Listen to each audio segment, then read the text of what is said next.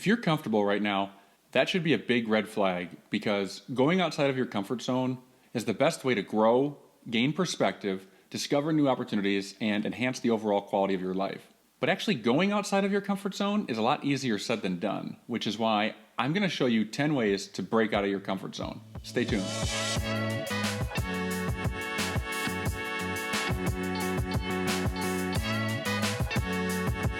I'll quickly introduce myself so you're not wondering, who is this guy and why should I listen to him? I'm Doug Howard.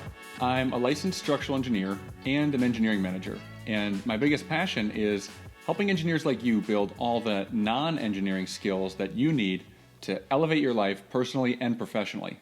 In fact, it's why I started this YouTube channel. So if you're an engineer who's looking to take control of building the career that you deserve and the career that you want, you're going to want to hit that subscribe button so that you don't miss out on any tools, insights, and techniques that will put your engineering career on an accelerated path. I release a new episode each week, and in today's episode, I'm going to explain a real-life example of how going outside of your comfort zone can quickly transform your life. I'm also going to explain 10 ways for you to become more comfortable with going outside of your comfort zone. In my last video, which was part 1 of this 2-part series on going outside of your comfort zone, I cleared up misconceptions about the comfort zone by explaining what it actually is, how it can ruin you, and why people are afraid to go outside of their comfort zone. If you missed it, I recommend going back and watching it before you watch this episode, because it will give you a lot more context and backstory behind the exercises that we're going to do in this episode. But you can always watch it after this video as well. Just click on the link in the description if you're interested in checking it out. Let's begin with the story that inspired me to create these 2 episodes about going outside of your comfort zone. It happened a few weeks ago. A former client of mine named Dan reached out to me for advice on career pivoting. Dan had an offer for a new job, and he was struggling to decide between taking the new job or sticking with his current job. He had been with his current company for over 5 years. He was already well established and experienced in that job.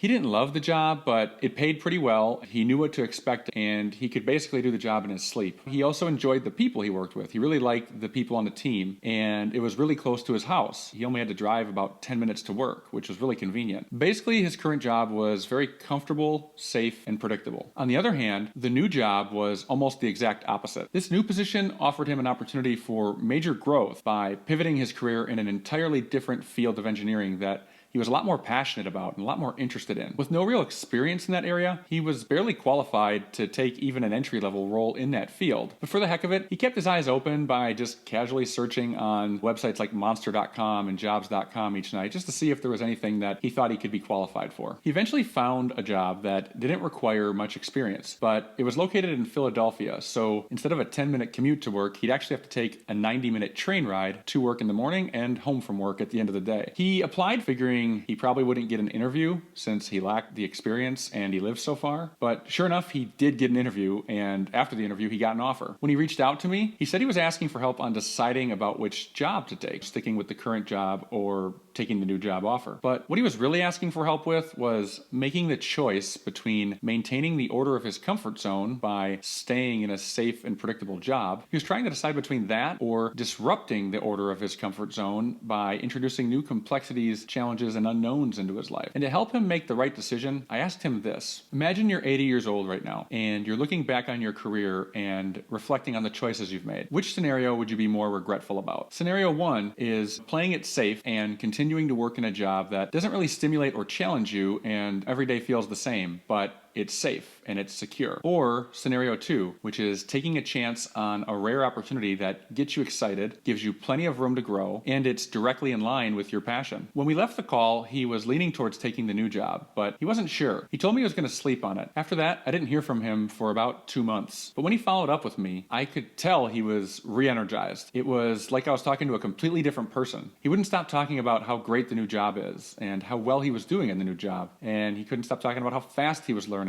and how much he enjoyed working with the people on his new team. One of his biggest concerns before he took the job was the commute, but he was actually finding ways to use that time more productively, to catch up on emails and texts, to take care of online errands. And this was actually a big help because he was batching all this stuff during his commute, so by the time he got home, he was a lot more present with his wife and his family. When I asked him what he learned from this whole experience, he told me, "I'm never going to let myself get too comfortable again. From now on, I'm using comfort as a red flag to let me know that I've outgrown my current situation, which means I need to go outside of my comfort zone and find something else to grow into. I was being so cautious and avoiding risk for so long, which prevented me from seeing opportunities, experiencing new things, and growing. And it's all because I was scared to go outside of my comfort zone. And the last thing he told me was this. He said, always bet on yourself, no matter what, and trust your ability to figure anything out. And he's right. Problem solving is in our DNA. So instead of letting fear of the unknown hold you back, start trusting your ability to adapt to the situation and trust your ability to figure out the solutions to any unexpected problems you're going to face. If you're not ready to jump into the deep end just yet, that's okay, because I'm going to give you 10 exercises that you can use to get more comfortable with going outside of your comfort zone. But before you do, I want to know if you find it helpful to hear stories like Dan's, because if you do, I'll be sure to include more in my future episodes. Just let me know by hitting that like button. The first exercise is called the 3-second rule. I use the 3-second rule on making inconsequential decisions, like RSVPing to an event that you're on the fence about attending. It's pretty simple. Just give yourself 3 seconds to make the decision. The idea here is to make your move right away, because in those first few seconds, you can still lean on the impulse of your emotions to make you do it. Think of it like when you're about to jump into a pool. At first, you want to do it, but the longer you think about it, the harder it gets to actually get the nerve to jump in. And this happens because logic starts to kick in, and logic can find a way to talk you out of doing it. But you got to remember, logic isn't always right, because as a human, you're hardwired to avoid risks, which means your brain will easily find logical reasons to avoid making any risky moves, and it will always encourage you to play it safe. That's why it's best to do it right away, before there's enough time, or any time for that matter, to talk yourself out of it. Again, this is best for decisions that don't have a huge risk. But for bigger decisions, you'll want to use the next exercise. Exercise 2 is called 3 questions. If you're struggling to make a decision, should I start looking for a new job? Do this. Grab a journal and answer these 3 questions. The first question is, what's stopping me from making this move? The second question is, what does my life look like in 6 weeks, 6 months, 6 years, or 60 years? What does my life look like if I don't take action? Okay, the third question you want to answer is, what does my life look like in 6 weeks, 6 months, 6 years, or 60 years? What does it look like if I do take action? Exploring these questions through journaling shifts your perspective, and it helps you uncover the root of what's really holding you back in these situations. And if you're still stuck after doing this, try out this next exercise, which is called Make a Move, Any Move. Think about this. A car that stays parked in the driveway doesn't go anywhere, but movement, even in the wrong direction, is better than no movement at all, because once the car starts moving, it's easier to continue moving, and even if the car goes in the wrong direction, it can always turn around and course correct. Now, in other words, what I'm saying is, if you don't know what to do, or if you don't know what decision to make, put a deadline or a time limit on how long you're going to let yourself contemplate and overanalyze that decision. And then when the deadline hits, make a move, any move. Even if it's a bad move, you can always recover and regroup, because remember, you're a natural problem solver. And in fact, you're a great problem solver if you're an engineer. The next exercise, number 4, I call it the rubber band test. Use this exercise when you're struggling to gauge the risk level of the decision you're trying to make. Here's how it works. Think of a rubber band. If you don't have enough tension on the rubber band is too loose and it can't really hold anything together, which makes it pointless and useless. Now, on the other hand, if you have too much tension on a rubber band, it eventually snaps and breaks, and it's still useless because you can't really fix it. The sweet spot for a rubber band is when you have some tension in the rubber band. Enough tension to stretch it pretty good without breaking it. This is where you're pushing yourself outside of your comfort zone, but not beyond your limits. To gauge this, consider the potential consequences of the decision you're evaluating. What would it take to recover from the worst case consequences of this decision? Are there any consequences that are irreversible? If taking this risk allows you to bend without breaking, like a rubber band, then I say go for it. These first 4 exercises are for helping you go outside of your comfort zone in the moment when you're evaluating a decision and you're kind of stuck. But the remaining 6 exercises are for increasing your tolerance for discomfort and helping you get more comfortable with going outside of your comfort zone. The 5th exercise, I call it creepy eye contact. Have you ever noticed how awkward it feels when you make incidental eye contact with a stranger?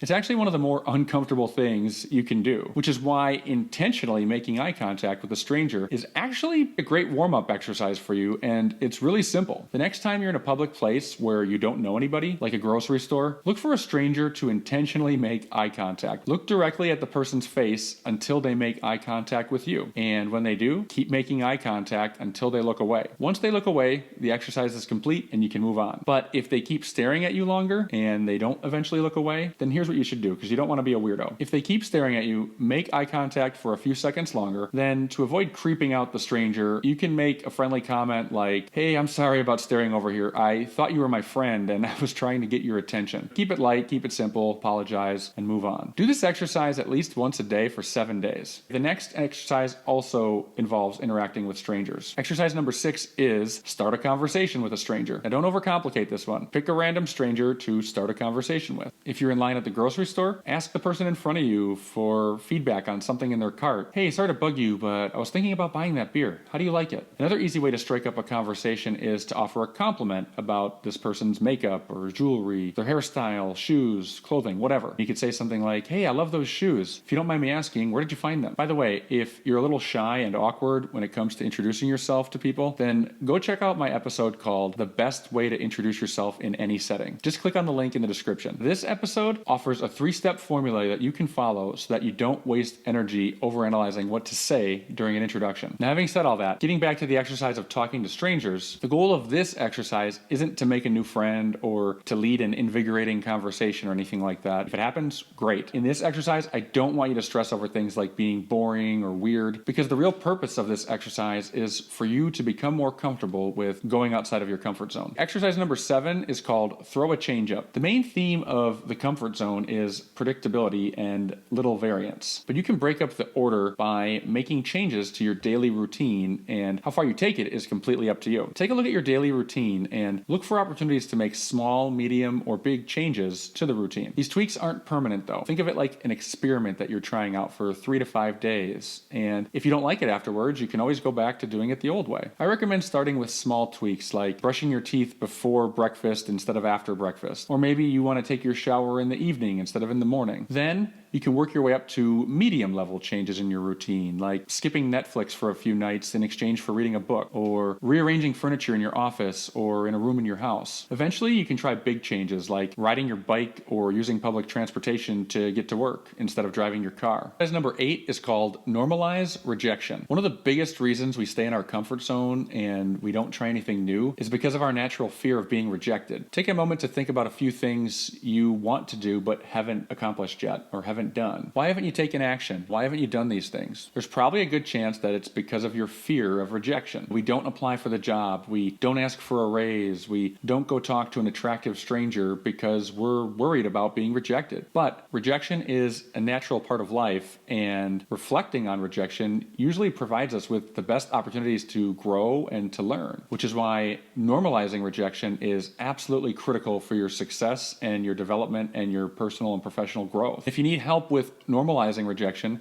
here's some good exercises that you can try out. First, you can ask a stranger to borrow $50. Now, when you do this, don't lie, don't offer any compelling reason for why you need the money. Approach a stranger and ask them if you can borrow $50 and be prepared to hear them say no. The next exercise you can try is ask for a 50% discount. So you can do this when you're checking out at the cash register at a store. Just ask the clerk for a 50% discount on a particular item. When the clerk asks you why, just say, "Because I think it should be 50% off." Again, be prepared for them to say no. Another thing you can do is you can request a sandwich refill. So when you finish your meal at a restaurant, ask the server for a sandwich refill. Just say, "Hey, can you refill my drink and my sandwich?" If they think you're joking, say, "I thought free refills were included. Can you please just refill my sandwich?" Keep doing this until you get them to say no. Another thing you can do is ask the person in front of you if you can skip them in line. This could be any line. A TSA check-in line, it could be to get into a concert, the checkout line at the grocery store.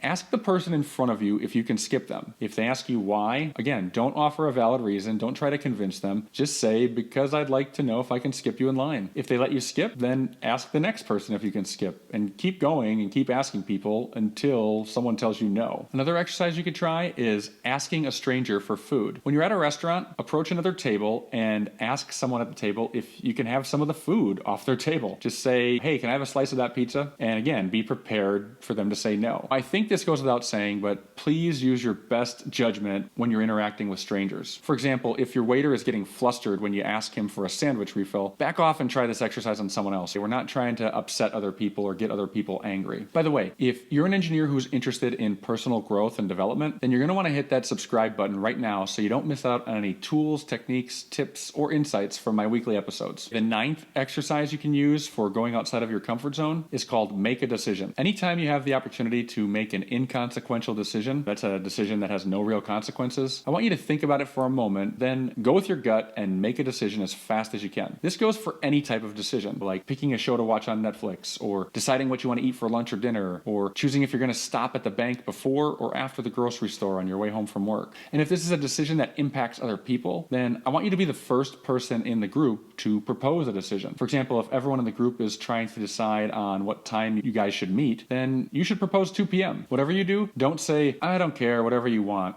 Because the goal of this exercise is for you to make a decision and for you to get comfortable with making decisions. And it's also for you to be okay with making the wrong decision. Because again, these are inconsequential decisions that don't matter. Do this for an entire week. Last but not least, the 10th exercise for going outside of your comfort zone, I call it give yourself a 10-day discomfort challenge. Here's how it works. Write down a list of 20 things that you can do every day that make you feel uncomfortable. Here's a few examples. Taking a cold shower, keeping your Zoom camera on during your entire work meeting, calling someone on the phone instead of texting or emailing them, waking up an hour earlier, sitting in complete silence, recording yourself talk on video and then watching it. Create a list of 20 things, then do 2 things from this list each day over the next 10 days. And by day 10, you should have knocked out the entire 20-point list. If you're serious about self-development and self-growth, then you need to be willing to go outside of your comfort zone. And you can use these 10 exercises to get started. But do you have any other suggestions for how to go outside of your comfort zone? Let me know your best tips, techniques, and suggestions in the comments. Thanks for watching.